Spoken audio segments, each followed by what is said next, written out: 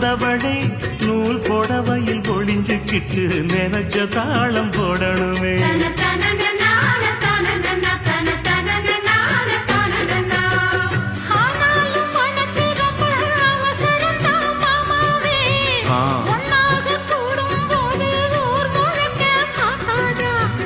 பார்த்தாலும் தவறு இல்ல பனியுறங்கும் ரோசாவே, உன்னால சொத்த வச்ச மூக்குலதான் வைக்காதா.